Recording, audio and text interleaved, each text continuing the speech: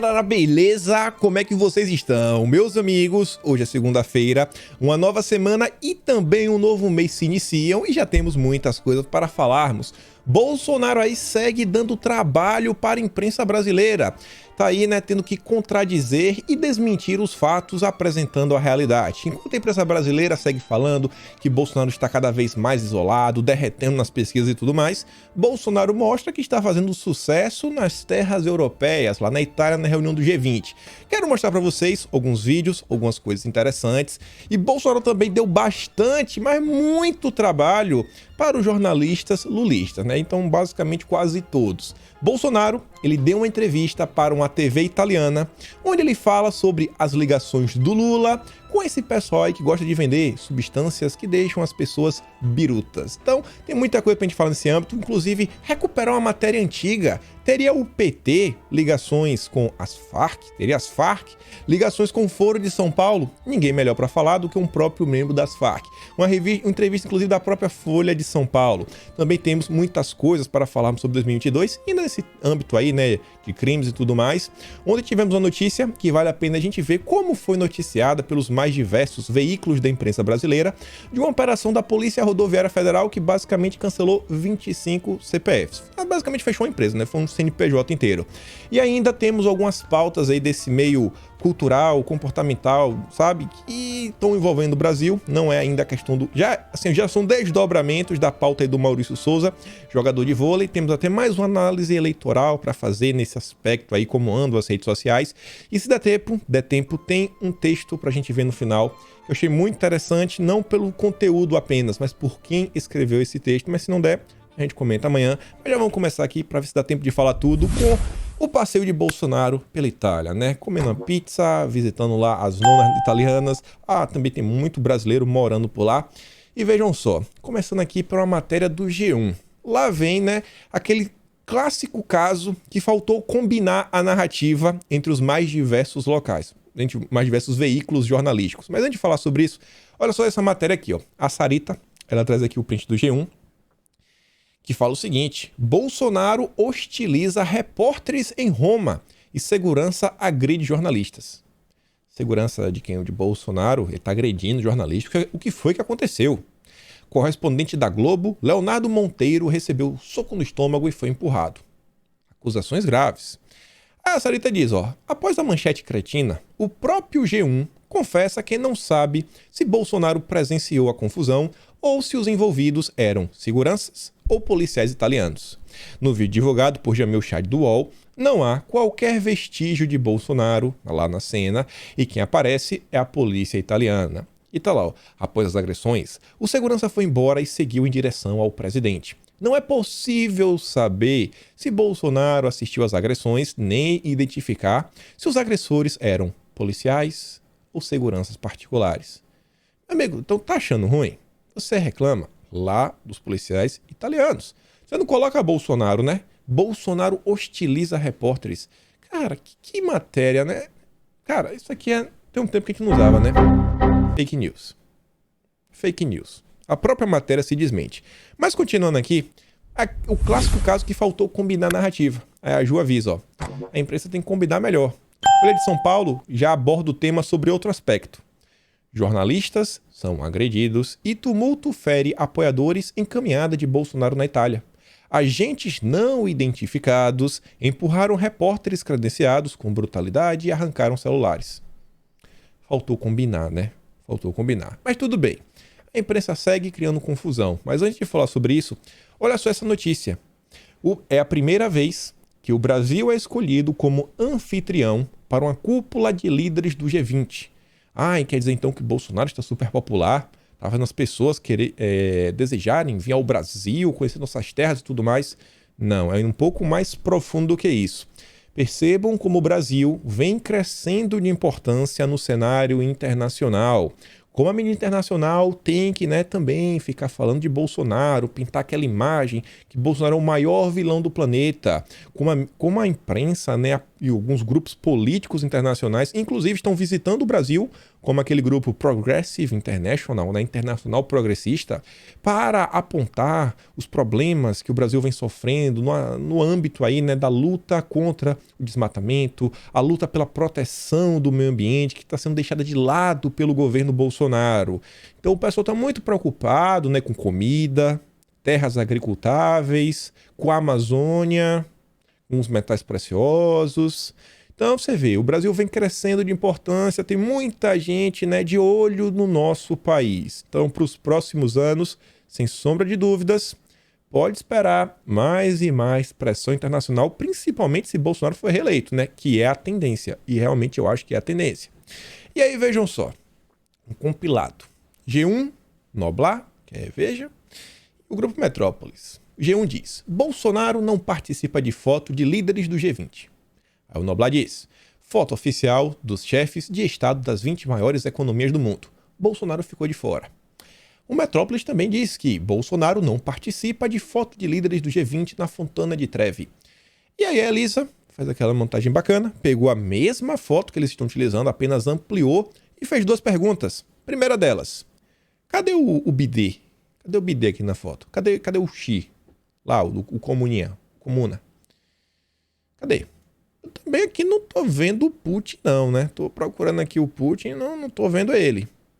E a Elisa diz, ó, na foto aparecem apenas 15 pessoas. Tá faltando algumas pessoas aí, né? Pô, o Biden é o presidente da nação mais importante do mundo. Cadê ele aí, o Joey, lá dos Estados Unidos? São perguntas que a imprensa nunca quer fazer. O importante é criar confusão com o governo. Tinha tempo que a gente não usava, ó. Encaixou perfeito, né? Extrema imprensa. Carimba, é cedo na extrema imprensa. Chora mais, chora que tá pouco. E aí, antes de mostrar alguns vídeos pra vocês, só quero mostrar aqui um áudio pra você ver que realmente Bolsonaro é assim, cara, realmente, sabe, ele é um presidente que nos deixa sem palavras. A vergonha que Bolsonaro nos coloca perante o mundo. Olha só a última que Bolsonaro fez pra quem não viu. Agora ele passou de todos os limites. Não dá mais pra passar pano. Não dá mais. Vamos ver o que o Marco Antônio Villa tem a falar. Chegou ao cúmulo esse homem, esse criminoso, esse Jair Asmodeu Bolsonaro, chegou ao cúmulo de entrou lá onde vende a salame e tal, papá, aí ofereceram um café, ele se recusou a tomar café e foi tomar Coca-Cola. Ele chegou. Meu Deus, não dá. Ele recusou um café e tomou Coca-Cola. Como assim? Onde está o decoro presidencial? Meu Deus. Até onde a imprensa brasileira, né, está disposta a ir para tentar eleger o Lula? Até onde a extrema imprensa está disposta a ir para eleger o Lula? Problematizando o que o presidente da República quer tomar. Não quer tomar o café, cara, é problema dele. É ridículo, sabe? É o nível da imprensa brasileira. Marco Antônio Villa, né? Respeitadíssimo pelos seus colegas. E aí, vejam só. Enquanto a imprensa brasileira segue falando que Bolsonaro segue derretendo, não tem apoio nenhum, tudo mais, tá sendo aí vítima, né? Não é vítima não, alvo de protestos, né? Teve pichação, uma pichação que o cara tinha lá uma letra tão bonita, mas tão bonita, que parece que o cara era quase que contratado para pichar, né? Porque assim, rapaz, a habilidade do cara com os sprays, sensacional. A imprensa não chamou isso de vandalismo nem nada, foi protesto, ativistas, mostrando aí, né, a recepção que Bolsonaro vinha tendo. Ninguém tá com Bolsonaro. E aí o pessoal das redes sociais e o Bolsonaro, ele teima em dar trabalho, sabe, pra imprensa, né? Porque, pô, esses vídeos acabam tornando mais difícil a vida do William Bonner, chegar lá no Jornal Nacional e falar, pô, cara, não, olha, Bolsonaro tá isolado, ninguém gosta do cara e tudo mais. Vamos ver aqui alguns vídeos da passagem de Bolsonaro lá por Roma. Cadê? Vamos botar aqui. Primeiro eu vou mostrar aqui uns vídeos do próprio Bolsonaro, lá do perfil dele. Tá aqui assim, olha só, né?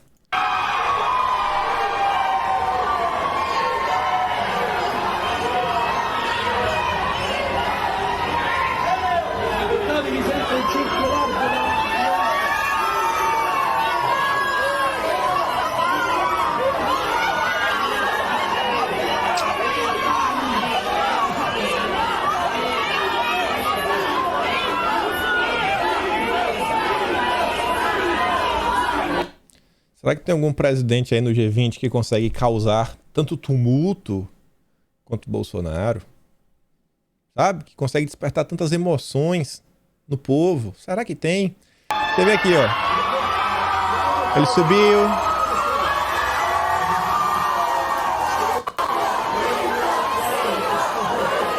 Viu a galera. E como ele é, né? Foi lá descer pra cumprimentar o povo. De noite também, mais um vídeo aí. Tem vários vídeos de Bolsonaro andando por Roma. Aqui é só mais um. Pode ver aqui, ó. Outra galera.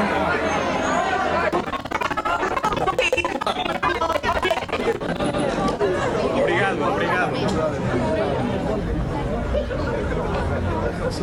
Pronto, no Coliseu. Já vai Bolsonaro procurar briga. É no Coliseu.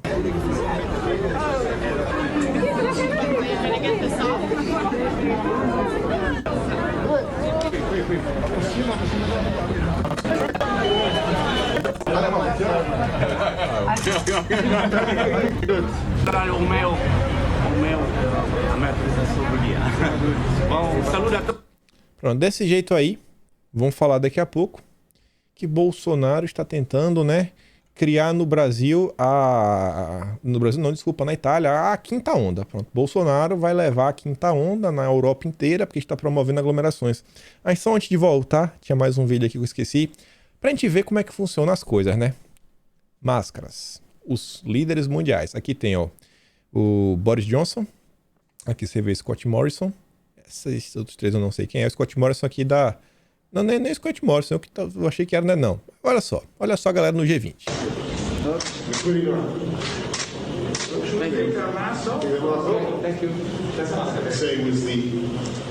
Pronto, bateu a foto, bateu, pronto. Pode tirar a máscara agora. A gente vê como as coisas funcionam, né? Mas tudo bem, não vamos ficar pegando muito no pé. Depois a imprensa brasileira também não gosta. E uma coisa que a imprensa brasileira também não deve ter gostado de ver foi Jair Messias Bolsonaro conversando com o nosso dançarino. Quem nunca viu aí, né? O meme do Tedros, lá no bar, de shortinho, um short tipo do João Dória, tomando um, o pessoal sempre diz que é ele. E tava lá Bolsonaro, fez questão de ir conversar com o diretor-geral da OMS. E você vê, ó, o próprio Tedros publicou em seu Twitter falando, ó, conheci o presidente Jair Bolsonaro no G20 e reitero, né, o compromisso da OMS de apoiar o Brasil na resposta à pandemia. Discutimos o potencial do Brasil para a produção local de imunizantes e terapias, o que também pode atender às necessidades da América Latina e do mundo. Só que a conversa não ficou só nisso. Isso daí foi o que o Tedros está falando em seu perfil oficial. Eu não vou dar play no vídeo, porque eu não sei quão bom vai ficar. E o vídeo você tem que ouvir com calma, porque tem muito barulho ao redor. Mas a Tsuki colocou lá no Twitter, ela colocou o recorte. Eu vou mandar lá no Telegram depois. O link do Twitter, que a Tsuki, ela coloca o vídeo e também ela que botou um recorte e ela coloca o link do vídeo inteiro. E ela fala o seguinte: o presidente Jair Bolsonaro foi falar diretamente com o Tedros. Não mudou uma única vírgula do que ele sempre falou e fala sobre a imunização de crianças, o passaporte. Não mudou nem o jeito de falar. É para ter orgulho de um presidente como ele. Ainda diz, ó, Queiroga, quem diria, justo na frente do cara do MS, arrancou a máscara, mesmo quando não estava falando, e tomou um pito de Bolsonaro na frente do Tedros para que assinasse um documento justamente com as recomendações da OMS. Tedros disse que é contra o passaporte, por ser discriminatório. Aí ela coloca o link do vídeo completo. Pense um pouco antes de sair atacando Bolsonaro. Vou repetir, ele foi falar diretamente com a OMS, ele não mudou uma vírgula de suas falas, nem se calou para agradar o sistema. E mais, ele está contando, no recorte que a Tsuki ainda colocou, ele está falando o contrário do seguinte, ó, pô, lá no Brasil, a Suprema Corte decidiu que são os estados e todo mundo que faz tudo. Deu poder lá para os estados e municípios. Você consegue concordar com isso? O que está acontecendo? Olha a realidade do que está acontecendo no Brasil. E isso, gente, Bolsonaro não devia estar falando apenas pro Tedros. Eu volto a falar a necessidade, que assim, na verdade, não é só necessidade, mas um problema que o governo teve aí durante todos esses 3 anos. Eu não lembro de nenhuma entrevista assim, internacional do governo. Talvez tenha alguma. Mas o governo precisa conversar mais também com o exterior. Bolsonaro é um chefe de Estado. Qualquer jornalista sonharia em entrevistar o presidente da República. E eu tenho certeza que esses veículos internacionais ainda seriam um pouco mais justos do que o Brasil se ele falasse, não, eu quero fazer ao vivo. Tem que ser ao vivo e isso tem que ser na íntegra, senão não faço. O pessoal faria, cara, tem que ter, não pode, sabe, se fechar nesses aspectos. Aqui você vê, ó, na Itália, Bolsonaro ataca a CPI. Essa é a manchete. O subtítulo, você vê aqui embaixo, ó, Bolsonaro diz que a CPI da pandemia teve motivação política. Essa CPI saiu em todos os jornais que Bolsonaro era um gênio, um corrupto, basicamente o maior bandido do Brasil, e não teve nenhum contraponto. A única pessoa que eu lembro que o único contraponto dentro da direita foi o Leandro Ruschel, que foi entrevistado pela BBC de Londres, se eu não estou enganado. Então não pode deixar as coisas rolarem dessa forma, porque cada dia que passa, né? Pô, já não basta a pressão nacional, mas todo mundo no exterior também batendo. A verdade tem que ser levada. O contraponto, o outro lado. No Brasil, a gente que está aqui acompanhando todo dia, sabemos, né? Tudo que o presidente tenta fazer, todas as ações, sempre mirando, né, o melhor para os brasileiros, mas a imprensa brasileira, né, normalmente não dá essa repercussão para o exterior, né? Segundo o Globo, é um ataque falar que a CPI ter motivação política. A CPI do Lula não teve motivação política. Falando em narrativas, antes de falar de outra parte da entrevista de Bolsonaro para a TV italiana, onde ele fala do Lula, ontem a gente teve um caso. A Polícia Rodoviária Federal cancelou uma empresa, né, um CNPJ inteiro. Na verdade, não cancelou a empresa. Eu vi um comentário interessante. Tem um senhor que eu gosto. Senhor assim, ele já é de certa idade, viveu muita coisa na vida, trabalhou aí no continente africano, diversas coisas. Pôde realmente assim viver na pele. Ele tava fazendo uns comentários que eu acho que assim são bem pertinentes. Ele fala o seguinte, ó: se 25 foram pegos, com o que foram pegos? Eles não estavam, né, com, sei lá, uma garrafa de fazer bolinha de sabão. Não tava com isso daí. Eles estavam com coisa assim, até com explosivos eles tinham. Não só são 25. Não é todo mundo ali os 25. A logística. As pessoas que estão envolvidas, desde trazer o produto para o Brasil, né, que eles usam, os guarda-chuvas, as furadeiras e tudo mais, para fazer suas atividades, né, esses trabalhadores informais, é algo muito grande. O que a polícia aí está tentando desestabilizar não é assim, 25 aí, pessoal brasileiro aí pé de galinha, sabe, que, sei lá, tá assaltando loja de roupa aí no meio do centro da cidade. Não. Aqui é uma coisa grande. Ninguém tem explosivo, né? Ferramentário militar à toa, de forma aleatória. Mas mesmo assim, uma coisa que eu creio que deveria ser uma notícia boa, porque, beleza, ninguém é a favor, né, de pessoas perderem suas vidas, mas não elas por elas, nenhum policial perdeu sua vida e acabou por parar pessoas aí que cometem muitas coisas erradas. Mas a esquerda brasileira, a esquerda lulista mais precisamente, a revista Fora, ela não é só de esquerda, ela é da esquerda lulista declaradamente, ela nos brinda com essa matéria. Massacre. Foi um massacre. Não foi uma vitória da polícia, não. Massacre. Operação policial em Minas deixa 25 mortos. Nenhum deles é policial. Eu tô até na dúvida se essa matéria é da esquerda lulista ou é da Daniela Lima, lá da CNN, né? Você lembra do Jacarezinho? Pô, nenhum policial perdeu a vida. Deve ter feito um estágio aí, né? Deve ser um estagiário da Daniela Lima que foi trabalhar na revista Fórum. Quase isso. Né? Aquela fala infeliz que ela fez, que os bolsominions estão tentando tirar de contexto. Aí você vê Revista Oeste. Pessoal mais à direita. Minas Gerais. Em troca de tiros com bandidos, né? Eles não estavam lá, a paisana tomando um banho de mar. Não. A polícia tirou a vida aí de 25 de quadrilha que roubava bancos. Não é a lojinha numa padaria, no supermercado, não, bancos. Não é coisa pequena. E aí me entristece. Ontem teve umas 2 matérias que me entristeceram. Ver, por exemplo, a Jovem Pan News falando o seguinte: a operação da polícia termina com 25 suspeitos. Suspeitos? Pô, pelo amor de Deus. Isso aconteceu logo de manhã. Acho que em 6 horas da manhã, o ministro Anderson Torres já estava mostrando a foto aí do que os suspeitos portavam. O Leandro Ruschel mesmo diz, ó, Suspeitos? Suspeitos? Pô, beleza, a gente sabe que a Jovem Pan não quer, né, falar pro Brasil, a gente não é bolsominion nem nada, a gente não é nem de esquerda nem de direita, mas suspeito, pô, mas não... Com isso aqui, meu amigo, é o que aqui? Vai montar uma igreja, é? Vai montar uma igreja com isso daqui? Aqui, ó, isso aqui é explosivo, ó. Olha o tamanho da brinquedo. Tem até, ó, aquele triângulozinho pro cara botar no chão pra deitar assim, pra segurar, né? Essa daqui é... Sabe? Aqui é pra matar passarinho. É tipo Badog. Um Badog é mais forte que esse daqui. E aí, o que esperar da esquerda brasileira? O G1 já nos conta que a Comissão de Direitos Humanos da Assembleia Legislativa de Minas Gerais vai apurar essa operação. Pô, os policiais fizeram um absurdo. A deputada André de Jesus do PSOL, sim, tinha que ser do PSOL, né? Presidente do colegiado, diz que vai acionar o Ministério Público e a Secretaria de Segurança Pública para investigar o caso. Imagina, né? O policial estava lá, colocando a vida dele em risco, bala para tudo que é lado, não podia chupar nenhuma.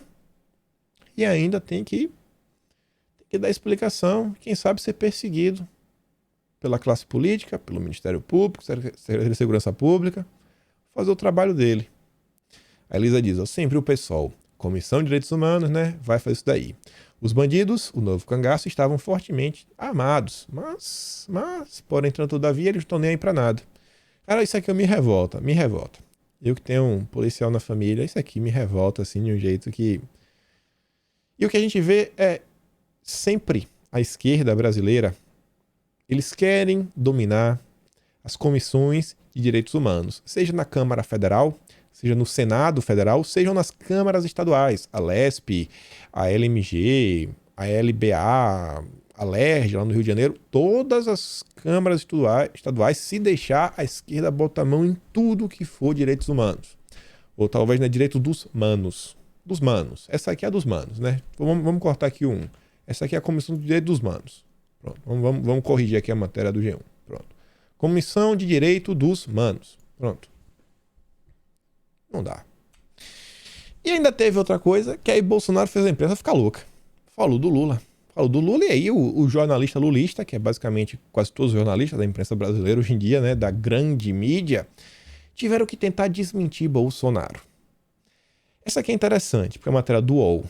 E o UOL, hoje, inclusive, eu não sei se o UOL que é dono da Folha ou a Folha que é dona do UOL. Mas são a mesma empresa no frigir dos ovos. E eles falam o seguinte, ó, sem provas, Bolsonaro acusa Lula de elo com o narcotráfico em entrevista. Pô, Bolsonaro, já vai lá falar mal do Molusco. Coitado do Molusco, né? Melhor presidente da história do Brasil. Tirou o Brasil da fome. A Carla Zambelli fala o seguinte, ó. Só porque o Lula é aliado das Farc, isso prova que ele é aliado aí do narcotráfico? Que implicância, rapaz. PS, Raul Reis, disse à Folha de São Paulo em 2003, estamos tentando estabelecer as mesmas relações com Lula que tínhamos antes, quando ele era apenas o candidato do PT à presidência. A gente vai chegar nessa matéria. Vamos chegar lá. Mas antes disso, vamos ver aqui umas coisas, né? A Folha de São Paulo também saiu para defender, não só o UOL, é o mesmo grupo, você vê aqui, ó. É folha.uol, aqui embaixo. Enquanto a imprensa brasileira faz isso, eu fiquei surpreso de ver a Record fazendo uma matéria aí ontem, no Domingo Espetacular, comentando aí sobre os ocorridos que envolvem, né, aqueles últimos documentos revelados pelo pessoal da inteligência do governo venezuelano, mostrando aí os vínculos, como eles financiavam alguns governos na América Latina, e o Lula estava no meio deles. Mas sem provas. Sem prova, não tem prova de nada. Elisa diz, ó, assista aí na íntegra. Aí você vê a Jovem Pan de novo. Bolsonaro associa Lula ao narcotráfico e as Farc em entrevista da TV italiana. Aí o Técio diz, meu amigo, o Bolsonaro não associou ninguém. Foi o 9 Dedos que se associou. Não é que o Bolsonaro associou, meu amigo, ele já tá conectado. Pelo amor de Deus, né? Pelo amor de Deus. E aí você vê a matéria, também a Revista Oeste, TV italiana, Bolsonaro afirma que Lula foi financiado por ditadura da Venezuela. E também fala lá da questão das Farc. O Bolsonaro, presidente, disse ainda que o petista teve contato com as Farc. Sempre assim, direto, sem rodeios. Falou o que aconteceu, apenas reproduziu um fato. E aí, A matéria da UOL é interessante, aquela que sem provas. A Sarita ela pega o print e fala o seguinte, ó. Expectativa, sem provas. Realidade. Arquivos eletrônicos apreendidos em 2008 nos computadores do número 2 das Farc revelam que desde a posse de Lula, o grupo se aproximou do PT, envolvendo integrantes do governo em ações políticas de interesse dos narco-guerrilheiros. E tá lá, ó. Nos trechos da entrevista já divulgados pela emissora italiana, o áudio com a fala original de Bolsonaro foi sobreposto por uma dublagem em italiano. Segundo a versão italiana, Bolsonaro afirmou que a liderança política de Lula começou com um contato com as Farc, antigo grupo guerrilheiro da Colômbia que saiu da clandestinidade e, a partir desse momento, o petista teria estabelecido ligação com esse grupo. E vejam só, é um grupo que fazia um monte de coisinha muito questionável, virou hoje em dia um partido político.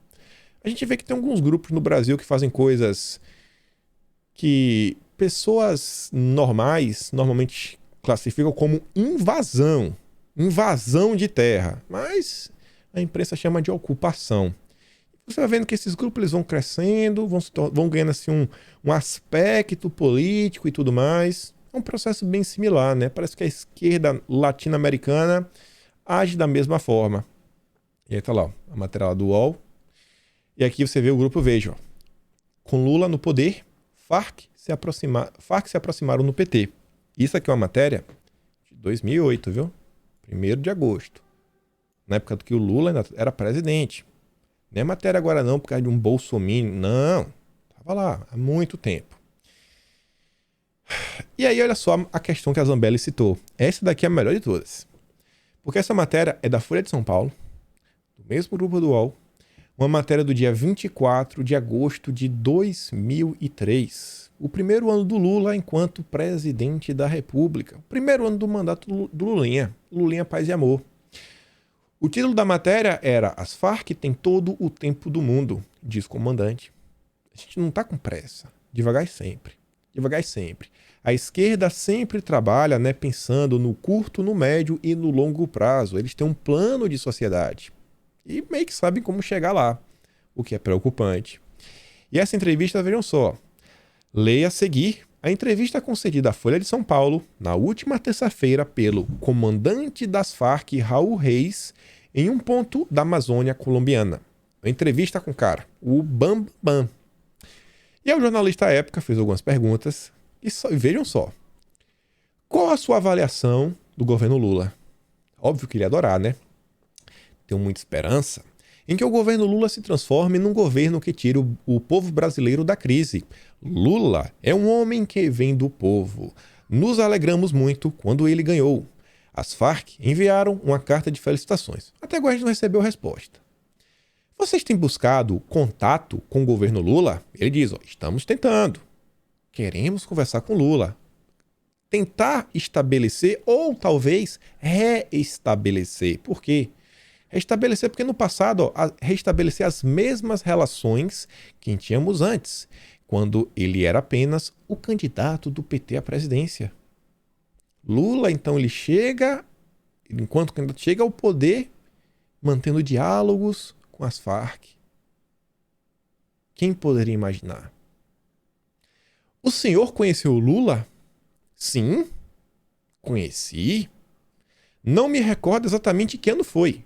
Foi em São Salvador. Onde? Em um dos foros de São Paulo. A imprensa brasileira classificou o Foro de São Paulo como uma teoria da conspiração até meados de 2016, 2017, quando começou a aceitar que não era uma teoria da conspiração. Quem batia muito nessa tecla na época, durante todo esse período, era o professor Olavo de Carvalho, sempre sendo taxado de louco. É um louco, guru, astrólogo, blá blá blá. Ih, não acredito nesse cara não. Foro de São Paulo, isso não existe. Não existe. Olha o tipo de pessoas que frequentam o Foro de São Paulo. Houve uma conversa ou você só conheceu o Lula? Oi, tudo bem, como vai? Não. Não só foi um oi, tudo bem, como vai? Teve uma conversa, sim. Ficamos encarregados de presidir o encontro. O encontro foi presidido pelas Farc e o Lula. Desde então, nos encontramos em locais diferentes e mantivemos contato até recentemente. Quando ele se tornou presidente, não podemos mais falar com ele. Então tá com saudade. Tá com saudade, Lula. Qual foi a última vez que o senhor falou com Lula? Não lembro exatamente. Uns 3 anos. Lá nos anos 2000. Olha isso aqui agora também. E aí, lembra logo quem tá falando desses grupos aí que gostam de invadir terras. Fora do governo Lula, quais são os contatos das Farc no Brasil? E diz, as Farc têm contatos não apenas no Brasil. Nós somos popstar. Baladeiros, conheço todo mundo, sou descolado. Não apenas no Brasil, com distintas forças políticas e governos, partidos e movimentos sociais. Na época do FHC, tínhamos uma delegação no Brasil. E diz, o senhor pode nomear as mais importantes? Bem, o PT, a gente chama de uma delegação no Brasil, o PT. O PT é a delegação das Farc. E claro, dentro do PT há uma quantidade de forças. Sem terra, então aí até hoje, né? É um movimento que vem se tornando político, daqui a pouco vira um partido político, igual as Farc. O Sem Teto, meio que virou um movimento, também um partido político, né? Se incorporou dentro do PSOL, é o Boulos. Os estudantes, esse é o pessoal da Uni, né? Sindicalistas, todos são petistas. Intelectuais, sacerdotes, pessoal aí das igrejas, historiadores e jornalistas. Quais intelectuais? Bom, Emi Sader, vocês devem conhecer quem é, Frei Beto, assessor especial de Lula e muitos outros. E é isso daqui que a imprensa brasileira está tentando eleger em 2022, o Lula. E tem gente aí, né, reclamando, que Bolsonaro traiu as pautas. Vou votar nulo. Vou votar nulo. É sério, irmão. Em que planeta algumas pessoas estão vivendo? Você vê o que está acontecendo. Quem é o Lula? Cada dia mais o povo conhece, né? O povo realmente não conhecia. Enquanto isso, parte da direita tá cheio de não me toque. Aí você vê o seguinte. Essa matéria aqui eu não sei, eu fico assim meio receoso, porque uma coisa é quando vem do governo. E eu tendo a acreditar que o governo Bolsonaro tende a fazer as coisas sempre com a boa intenção. Pode dar errado, mas tentou fazer com a boa intenção. E aí a cúpula do PT é a favor de abrir o setor de mídia a capital externo. Eu entendo, assim, alguns problemas, também entendo do outro lado o seguinte. Uma empresa privada, em tese, deveria ser livre para receber aportes de quem quer que seja. Isso já vem acontecendo no Brasil. A Band, por exemplo, recebeu um dinheirinho aí, né, do Partido Comunista, lá do chefe do João Dória. A Globo também está firmando algumas parcerias. Mas aí o pessoal está vendo aí para botar capital interno, vender aí grande parte das empresas. E o PT parece que é a favor disso. O problema que eu vejo é o seguinte. A partir do momento que uma empresa internacional, assim, não só empresa, mas um governo, porque tem governo, vai que um governo compre parte de um grande grupo de mídia do Brasil. Ele pode moldar a mente de várias pessoas, né? A gente sabe como é que funciona principalmente a TV, para fazer com que as pessoas pensem da forma como eles queiram. Tentar fomentar uma sociedade nos moldes que eles desejam e tentar utilizar, né? Isso daí também para uma batalha quase que geopolítica. Então é um negócio assim um pouco complicado, porque quem comanda, né, no dinheiro manda na redação, manda na editorial.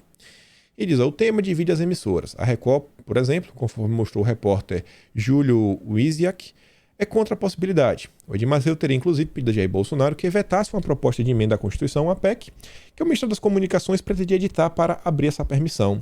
A possibilidade de abrir o mercado para o capital estrangeiro valorizaria as empresas e daria alavancagem para investimentos frente a concorrentes como a Netflix e a Amazon. Entendo o lado, mas também fico com certa preocupação isso vindo pelo PT. PT eu sempre fico um pé atrás. E vejam só, as eleições estão chegando, estão cada dia mais perto, a gente já está em período de campanha. E o Lula ainda está realmente na zona de conforto, está fugindo do povo, foge, só vai em ambiente controlado, ele nunca pisa na rua, que ele tem medo, ele sabe que ele vai ser vaiado. E o Lula vai estar aí falando para um grande público. Eu estou começando assim a olhar para o Lula como se não é que ele não vai pisar nunca na rua. Em algum momento ele vai ter que pisar. Mas até ele pisar, ele vai fazer o máximo possível de em vários locais controlados para tentar emplacar uma narrativa, tentar diminuir a rejeição que o povo brasileiro tem contra ele, e aí, quem sabe, ele começa a rodar a rua para ver os efeitos disso. E eu tenho uma prova porque o Lula, na sexta-feira agora, vai estar em um lugar que vale a pena prestar bastante atenção. Eu acho que esse fim de semana, sexta, sábado, domingo, vão surgir algumas narrativazinhas aí do Lula, várias matérias da imprensa, mas a gente chega lá no vídeo. Vejam só. Os sinais de que a zona de conforto de Lula pode estar chegando ao fim. Apesar da empáfia de Lula, já tem gente no PT acreditando que o ex-presidente precisa descer do salto. Entre outros termos, a zona de conforto dele e do partido parece estar com os dias contados. Nos últimos meses, questões espinhosas como corrupção dos governos petistas, repressão em Cuba, machismo e intolerância da esquerda passaram a figurar na agenda política e seguem sem respostas. Mas a imprensa também não segue questionando, né? Eu não vi nenhum questionamento ao Lula. Sinais. Novos levantamentos são aguardados no PT e em outros partidos para a formatação de um diagnóstico preciso. Por ora, o que há de disponível em levantamentos públicos e privados confirma a estagnação de Lula, que deixou de ser o beneficiário único do mau momento de Bolsonaro. E, gente, eu não acredito assim nos números das pesquisas, mas acho que algumas tendências, elas realmente se fazem presentes na sociedade. Pô, a rejeição está aumentando, está diminuindo, se o valor é aquele, já não sei, aí eu já não sei o que é. Mas o Lula, ele tem um patamar. Uma grande parte do Brasil sabe quem é Lula. Sabe quem é Lula. O grande problema, né, são essas pessoas aí que dizem que vai votar nulo, não sei o quê, terceira via. Só acaba tirando um voto. Somente questão do voto nulo, né? A esquerda não vai votar nulo de jeito nenhum. Mas de jeito nenhum. E aí, vejam só. A um ano das eleições, MST fala em fim de trégua e retoma ocupações de terra. É como se vamos dar uma trégua aqui nessa batalha. É muita cara de pau, mas é muita cara de pau. Muita cara de pau. A gente comentou sobre isso aqui ontem, né? Tá em todos os cantos. O MST parece que tem uma assessoria de comunicação, né? Ascom MST, contatinho em todos os jornais. A Veja comentou, Folha comentou, agora o Estadão também está comentando. Vamos falar do MST. Estão voltando. Por quê? Qual é um dos principais grupos que apoia o governo? O agro. O que o próprio André Esteves falou? Pô, o agro, eu fiquei surpreso porque eles falaram que eles se imunizaram, que eles não querem fechar o STF, mas assim, eles queriam votar em Bolsonaro, como se a gente fosse um bando de maluco, né, que quer fechar o Congresso STF. E ele falava que o pessoal do agro falava o seguinte, cara, então, tinha um grupo aí, né, o MST, que andava invadindo aí várias terras, a minha podia ser a próxima, e desde que Bolsonaro entrou, pô, a gente começou a ter realmente nossos direitos. O direito à propriedade privada. O certo começou a ser o certo. O certo voltou a ser o certo. Porque no Brasil, antes, fazer o certo era errado. E o errado era certo. Tem gente que quer o Lula. Tem gente que quer o Lula de volta. Outro aí que tá pensando, sabe, em se candidatar a algo, e eu não acho que vai ser presidente, é o Sérgio Moro. A gente comentou algumas coisas interessantes dele ontem. E o Renato fez aqui uma listinha também, né, sobre o nosso glorioso ex-juiz da Lava Jato. Moro disse que offshore era coisa de bandido, mas é sócio de uma. Não queria vaga no STF, mas os prints da Zambelli dizem o contrário. Moro disse que tem reputação ilibada, mas tem um banestado na biografia. Moro disse que não queria ser político e agora quer ser presidente. Moro, o maior mentiroso do Brasil. Se é o maior, não sei, mas que ele disputa o cargo aí de igual para igual com Lula, isso aí eu não tenho dúvida. Esses dois aí se merecem. E ele ainda trouxe informação muito interessante sobre o novo aliado do Lula, o aliado de primeira hora do Lula, o Gilberto Kassab. Renato fala o seguinte, ó, o Kassab sonha em ter o Pacheco como vice do Lula, mas o que vai sobrar para ele é ser vice do Moro. O Paulo Cesena foi quem delatou o Kassab na Lava Jato, o qual foi poupado pelo Moro. Aliás, atualmente o Cesena é presidente da Rede Bahia, afiliada da Rede Globo na Bahia. Eita, peraí, eu não lembrei disso, rapaz. Peraí, vou mostrar aqui uma coisa pra vocês. A Globo fazendo propaganda pro Moro. Deixa eu abrir aqui, peraí. Um cara tinha me enviado, não tinha visto lá no Twitter. Aqui, ó, olha isso aqui. Rede Globo. Olha o anúncio da Rede Globo. Opa. Globoplay, uma paixão chamada cinema brasileiro. Assine agora. Olha o filme. Polícia Federal, a lei é para todos. Qual é a narrativa desse filme, né? Moro, Deltan, Deltinha, né? Tudo super-heróis. Os super-heróis do combate à corrupção no Brasil. A narrativa que Moro é um super-herói, ela vem da Globo e do antagonista.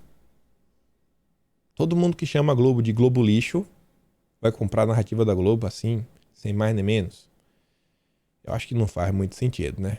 Acho que não faz muito sentido. Mas tudo bem. Vamos voltar lá pro nosso vídeo. Ainda sobre o Moro, nem o Estado, até o Estadão agora tá meio caindo na real, né? Abrigo de Moro, o Podemos, tem alvos da Polícia Federal, da Lava Jato e Justiça Eleitoral. Cheio de gente aí que é alvo, né? Por escândalos. Mas Moro é o candidato que combate a corrupção. E fala com um partido cheio de gente investigada. A cara de pau do ex-juiz, né? Não tem tamanho. É muita cara de pau. E isso daqui? Será que o TSE vai se movimentar? Porque aqui não é qualquer pessoa que está falando. É a assessoria de comunicação do Moro, né? É o grupo para qual ele escreve. O antagonista também fala, ó, Moro já está em campanha. Meu amigo, a Sarita diz, ó, e aí? Ah, já é? Olha aí, TSE. Vai fazer alguma coisa? Vão investigar como estão investigando o Bolsonaro? Como estão falando lá, né? Que aquele uso da TV, Brasil e tudo mais, e a campanha eleitoral antecipada, porque ele foi falar das urnas eletrônicas.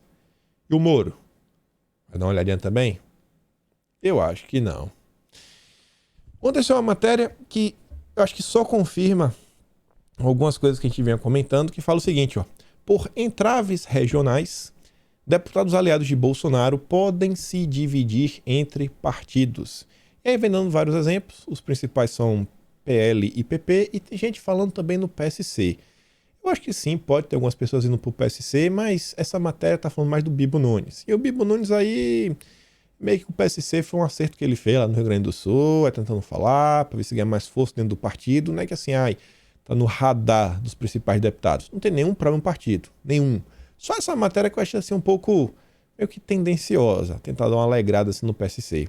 Mas, gente, 2022 não tem partido dos sonhos, não tem partido do coração. O PTB não é o partido do sonho como eles tentam se vender. Não é, a gente sabe. O PP não é, o PSC não é, o PL também não é. O próprio Valdemar já falou, ó, se não vir pro PP, o Valdemar falou que se não vir pro PL, vai ter uma retaliação nos primeiros meses, né, da filiação do PP. A gente não é votar do jeito que o governo quer. Magoei. Algumas coisas ridículas, né?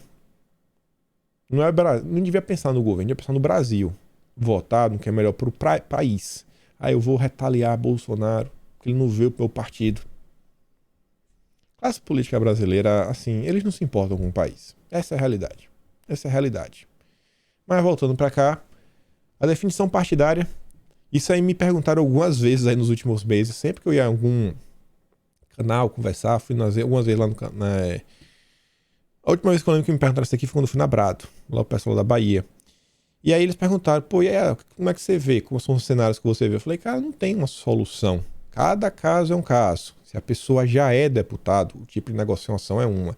Se a pessoa já tem um tamanho nas redes sociais, é outra. Se a pessoa tem um tamanho nas redes sociais, é uma pessoa com dinheiro, que está disposta a gastar na campanha, é outra situação, é outro tipo de negociação. Se a pessoa acabou de entrar na política, não tem muito dinheiro, não tem muitos seguidores, não tem muito voto, já é outros 500. Então, cada cenário é um cenário diferente. Cada cenário é um cenário diferente. E ainda tem o partido, pô, os partidos aí mesmo do Centrão, PP e PL, tem estado aí que grita Lula livre. Meu Deus, se gritar é Lula livre e o estado, sei lá, o governador de esquerda também grita, né? Em apoio, sei lá, no Rio de Janeiro. No Rio de Janeiro eu não sei como é que tá a situação, mas só pegando exemplo, é capaz de gritar Marcelo Freixo e Lula ao mesmo tempo, em determinados estados. Na Bahia mesmo, o PP é ligado ao PT. Na Bahia, minha Bahia. Então lá eu posso falar. Nos outros estados, cara, vai dividir. Então, pode esperar. Mas uma coisa é certa. A aliança de Bolsonaro, esses dois partidos aí, PP e PL, podem esperar que vão estar com o presidente a partir de 2023. Nessa aliança aí. Uma coisa que a gente já comentou no passado, A gente comentou, acho que no primeiro vídeo aí que eu coloquei lá da série Eleições 2022, sobre o Mourão. O Globo só diz, ó, saiba para qual cargo Mourão se movimenta sem muito alarde. Sem alarde, Hamilton Mourão tem se movimentado para ser o candidato ao governo do Rio de Janeiro. Digo para vocês, sem sombra de dúvidas, não vai ter na imprensa. O Mourão, ele recebeu algumas pesquisas de intenções de voto, quantitativas, qualitativas, para diversas posições em estados diferentes. Olhando o cenário atual, os candidatos que nós temos, principalmente no Rio de Janeiro, o Mourão aparece muito bem. Ainda mais no Rio, quando o outro lado é o Marcelo Freixo, a gente sabe que ele gosta, né? Defende também. O Mourão aí, né, pô, enquanto um general, vendendo aí uma ideia, porque isso aí é o que as pessoas comuns que não acompanham a política não têm, que é um cara que entraria para fazer aquele embate, né, em prol da segurança pública.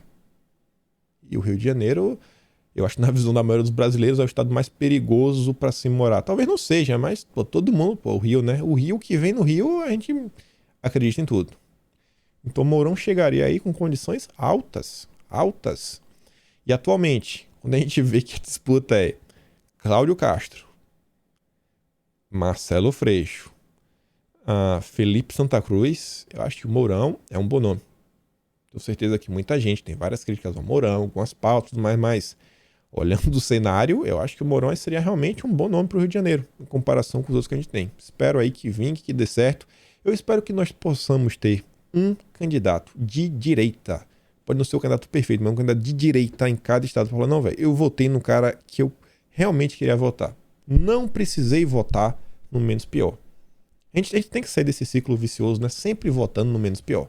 Sempre votando no menos pior. E um tema que vai estar rondando as eleições é a pauta de costumes. A gente está falando bastante dela nos últimos dias, principalmente por causa do caso do Maurício. E eu quero não falar primeiro do caso do Maurício. Quero falar aqui do pessoal do Flow ainda. Por que eu estou falando tanto do pessoal do Flow? Hoje acho que vai ficar muito claro para muitos de vocês. Mas confia, me dá aqui 7 minutos. O texto fala o seguinte, ó, cantei a pedra. Do dia 26 de outubro ele disse o seguinte, ó. A próxima desse pessoal é ir para cima dos teus patrocinadores. Falou lá pro Monark. E eles perderam o patrocínio, inclusive, do iFood. E o interessante disso tudo é que o iFood soltou essa seguinte nota. O propósito do iFood é alimentar o futuro do mundo, promovendo mudanças e impactando positivamente a sociedade. Por isso estamos encerrando a nossa relação comercial com o Flow. Eu achava que o propósito do iFood era entregar comida. Sabe? Eu achava que era isso. Não alimentar o futuro era só entregar comida, né? A empresa de entrega de comida. Não sabia que era alimentar o futuro do mundo. Mas tudo bem, né? Acreditamos que não é mais possível ser parte de uma sociedade desigual. Por isso, repudiamos qualquer tipo de preconceito ou ato de discriminação. A empresa assumiu o compromisso público de ser protagonista na promoção de mudanças urgentes que favorecem a diversidade e a inclusão. Tá bom. Isso daqui foi por causa das falas e questionamentos do Monark em relação à liberdade de expressão.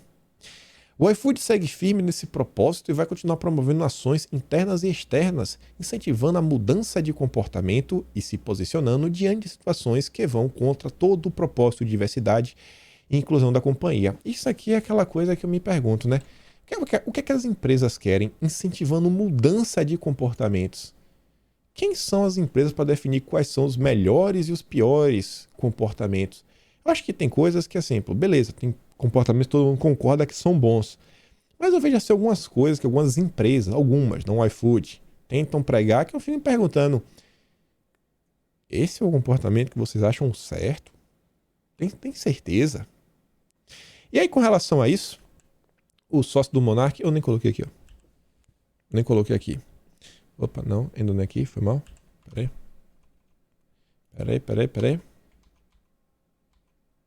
O sócio do Monark, o Igor, ele fez o seguinte comentário nas redes sociais. Diversidade empresarial iFood pressupõe pessoas diversas em todas as esferas da empresa. Vocês entraram com 10 brancos numa reunião para chamar a gente de racista. Diversidade somos entregadores, né? Tá de sacanagem. É aquela típica hipocrisia do dia a dia. A gente já sabe. Só quero mostrar para vocês a reação nos comentários. Que aqui que a gente entra na importância e por que eu tô batendo tanto nessa tecla aí dos podcasts. Você vê, ó. Caraca, Igão, até ontem o iFood era top. Agora você vai cuspir no prato igual os caras do Podpah fizeram com vocês? O erro foi do Monark. Eu sei que ele quis dizer outra coisa, mas uma vez dito não pode ser desdito. Por que o cara errou se tu sabe o que ele quis falar? Se tu sabe o que ele quis falar, por que ele errou? Mexeu no bolso e agora tá preocupado, né? Com os preconceitos da vida. Se tivesse ligando, mandava o Monark pra casa do chapéu e seguia sozinho. E esse comentário aqui, a maior parte, são pessoas que seguem eles. Eles aí, né, são pessoas mais ligadas à esquerda, o isentismo, no máximo o MBL da vida. KKKKK, 2 errados não faz um certo, mas tá firmão. Só reza pro Monark parar de esmurrar a realidade. O Monark tá errado aí, né, com as falas, perguntas sobre liberdade de expressão. Flow de mãos dadas com bolsominions. Próximo convidado, Maurício do Vôlei. Tá vendo, né? Tá bom. Caraca, o pessoal militante tá até defendendo a falta de diversidade cultural na empresa para lacrar em cima do Flow. E tá lá, ó, vários comentários. Sinceramente, você não tá puto com o iFood. Tá puto porque perceberam que não existe isso de liberdade de expressão. Se vocês falarem besteira, tem que sustentar e arcar com prejuízo. Fala pro Monark pensar um pouco antes de teclar. Isso se chama filtro em conjunto com senso comum. Só a turminha da lacração. Quem tava falando ontem. Se essas coisas estão tomando proporção, é porque tem pessoas na sociedade lutando para que isso ocorra. Existe uma parte da sociedade que já abraçou essas pautas. Olha essa matéria da Folha de São Paulo, gente. Que coisa sem cabimento. Água contaminada com chumbo expõe preconceito racial ambiental em cidade nos Estados Unidos. Cara, o que é que tem a ver, sabe? Racismo ambiental, como a Elisa diz, o que é que isso aqui que tá banalizando? Tá banalizando um termo. Eles estão tentando imputar essas pautas em tudo, gente. Aí você vê aqui, ó, Jornal Globo. Não que não seja importante, né, combater os preconceitos. Nike acompanha de perto caso de filho de Tite que curte postagens preconceituosas. Vai fazer o quê? Daqui a pouco a Nike vai ligar para a FIFA e mandar tirar o Brasil da Copa do Mundo. O que vai acontecer? Porque a pessoa curtiu um post. E aí você vê, ó. Olha alguns parágrafos. Itaú, Vivo, Mastercard e Gol, também questionados pelo Globo, falaram que não irão se pronunciar sobre o caso. O que deve estar acontecendo aí deve ser o Jornal Globo, sabe? O motoboy de treta, levando a treta. Liga pra Nike. E aí, Nike, você viu isso aqui? E aí, Nike? Não vai se posicionar, não? Não vai se posicionar, não, Nike? Vocês apoiam isso daqui? É? A gente é o Globo, a gente vai te destruir aqui no Brasil. E o Globo ainda foi lá, ó. Vê se o Itaú reclama, se a Vivo reclama, se a Mastercard reclama, se a Gol reclama. Porque uma pessoa curtiu uns posts. A reportagem procurou alguns dos principais patrocinadores da CBF e aguarda a resposta. A Globo exige uma medida. Meu amigo, graças a Deus no Brasil não tem guilhotina, que se tivesse, fosse permitido, a Globo aí, assim, já tinha tirado a cabeça de metade dos brasileiros. E aí diz que o cara, né, apareceu como uma das pessoas que tinha curtido lá as postagens do Maurício Souza. Tinha curtido. Em uma das publicações curtidas por baixo, há comparação, né, com a questão lá dos Transformers. E olha a confusão que o Grupo Globo está tentando fazer. A gente vai falar do podcast. Estamos chegando lá. Estamos chegando. Olha essa matéria. Thomas Truman. O que o episódio Maurício ensina sobre a campanha de 2022? E o Thomas Truman faz uma análise bem similar com o que a gente já falou ontem. Ele fala o seguinte, ó. O 70% a 30%, tá cifrão, mas ele escreveu errado, nas redes sociais foi a maior derrota do bolsonarismo no mundo virtual desde 2018. Eu venho falando. Enquanto muita gente tá cansado de lutar, que a luta não leva a gente a lugar nenhum e tudo mais, a esquerda segue lutando, segue crescendo, segue ganhando mais e mais engajamento nas redes sociais. À época, as declarações como a de Maurício, isso lá atrás, 2018, serão esquecidas em 30 minutos. Em setembro de 2018, quando os movimentos feministas organizaram um protesto com o slogan Ele Não, o efeito nas pesquisas foi o aumento das intenções de voto em Bolsonaro. Se cresceu, se isso daí está tomando repercussão por mais de 30 minutos, não é porque a direita também está cruzando os braços, é porque a esquerda está crescendo. O mérito é principalmente da esquerda. Aí fala o seguinte também, no sábado, Eduardo Bolsonaro lançou uma campanha para chegar a 2 milhões de seguidores, o perfil do Maurício, o perfil chegou a 2,1 milhões de seguidores, com apoio ostensivo da eficiente máquina digital bolsonarista, ainda cria narrativa contra a gente. Aí diz o seguinte, Eduardo Bolsonaro comemorou como se fosse uma vitória moral sobre o politicamente correto, mas é um resultado vazio. Maurício segue demitido, vai terminar a carreira na Turquia, a revista em quadrinhos aí do Superman será lançada no Brasil e as imagens da Fiat e da Gerdau melhoraram no episódio. Perante uma parte da sociedade, realmente melhorou. Perante uma parte da sociedade, a imagem deles cresceu. Não sei se são os consumidores. O espírito do tempo mudou. O bolsonarismo segue forte. A gente ainda tem força, especialmente quando combate o que se chama de politicamente correto. Mas o espírito do tempo está mudando, ou seja, a esquerda está crescendo. O apresentador bolsonarista Siqueira Júnior perdeu o programa de TV. Não sei se ele realmente perdeu, ele saiu da Rede TV, eu tô por fora disso aqui, eu nem pesquisei. Aí teve a questão de Bolsonaro, teve as lives retiradas do ar, e fala o seguinte, o bolsonarismo perdeu o poder de intimidação em temas onde tinha empurrado os progressistas contra a parede como comportamento. Isso terá efeito na campanha eleitoral. Com a economia em frangalhos, o discurso dos valores da família será um dos eixos da campanha bolsonarista, como foram as mamadeiras de piriri nas eleições de 2018. Na esteira do caso Maurício, os bolsonaristas voltaram a atacar o PT pelas pautas feministas, o governador Eduardo Leite por ser arco-íris. Não vão parar, mas estão mais fracos. Não sei se a gente só está mais fraco. Eu acho que existiu aí, se bem entendo, enfraquecimento da direita nas redes sociais, mas também a esquerda está cada dia mais empenhada. Cada dia mais empenhada. E aí que chegamos no ponto. E aí vocês vão entender porque eu falo tantos podcasts. Teve um dia, no nosso vídeo sobre narrativa, foi aquele vídeo longo, deu 1 hora e 13 minutos. Eu fiz questão de mostrar para vocês alguns áudios do tipo de narrativa que é criada.